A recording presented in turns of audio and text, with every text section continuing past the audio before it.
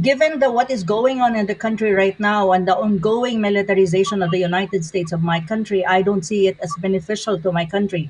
First and foremost, it's not within our national interest. The national interest of the country is sovereignty, the preservation of sovereignty, independence and autonomy, most especially, and also economic development or prosperity. But what the American is doing is we are being converted or transformed into the next Ukraine of Asia, which is not good, not only for the Philippines, but even for the rest of the region. Because if there's something happen that involving the Philippines militarily speaking, it will affect the whole region.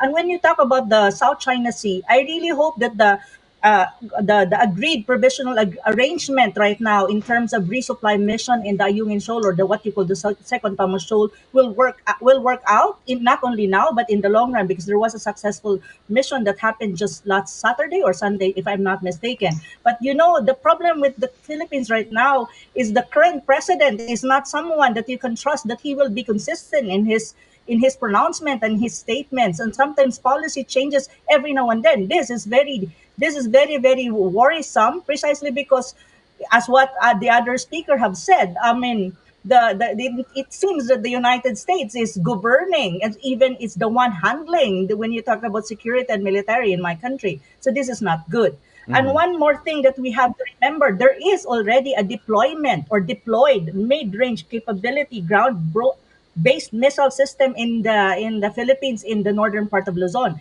This is not good. This is it provokes other countries. Even President Putin already pointed it out, and I think China is reacting to this. And even our Secretary of Foreign Affairs justified this as a defensive posture of my country, which I don't agree. This is more of an offensive posture as far as the Philippines is concerned, vis-a-vis China, vis-a-vis Russia, and vis-a-vis other countries in the region. And I don't think all of these are good for my country at the end of the day. So No. I hope that the current president will listen to the voices like mine and other people also in the region, so that we can avoid conflict, and conflict will never be good for the region, not Mm-hmm. never be good for my country.